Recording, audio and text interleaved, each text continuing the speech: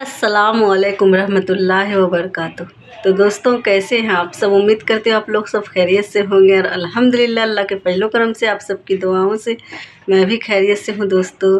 تو ابھی میں آپ کو مفتی طارق مسعود صاحب کی یہ ویڈیو کلپ دکھانے والی ہوں دوستوں۔ امید کرتے ہیں آپ لوگ ان ویڈیو کلپ کو دیکھنے سے بہت کچھ سیکھنے والے ہیں دوستوں۔ تو دوستوں ہمیں قدرت نے جو بھی نعمت بخشی ہے دوستوں، اس کو بدلنے کی کوشش نہ کریں دوستوں۔ تو پہلے آپ یہ پورا ویڈیو کلپ دیکھیں، اس کے بعد ہم آپ سے بات کرتے ہیں دوستوں۔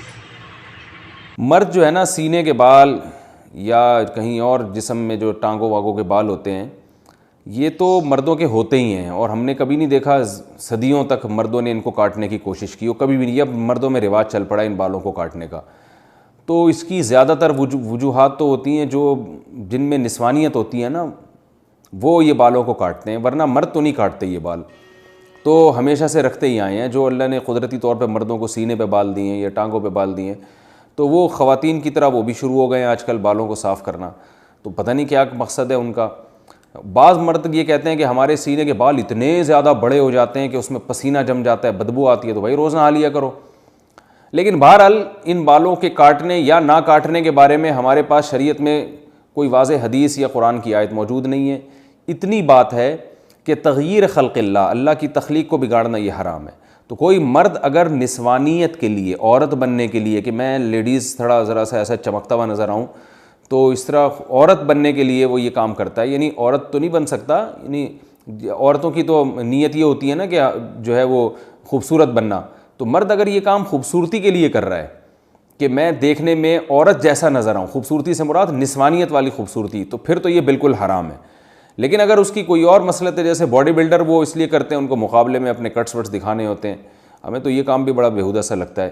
لیکن خیر، تو کوئی اور نیت ہے یا پسینہ جم رہا ہے اس میں، اس نیت سے بال کاٹتے ہیں، تو ان کی بیگم کی خواہش ہے کہ بال کاٹو، تو شاید ان کو بدبو آتی ہے ان بالوں سے، تو اگر کوئی معقول وجہ ہے تو کاٹنے میں کوئی حرج نہیں ہے۔ لیکن میرا خیال ہے کہ یہ کام اتنا مزیدار ہے نہیں، پسندیدہ کام ہے نہیں، کیونکہ اس کا رواج جب مردوں میں آئے گا تو اور نسوانیت پھیلے گی اس سے۔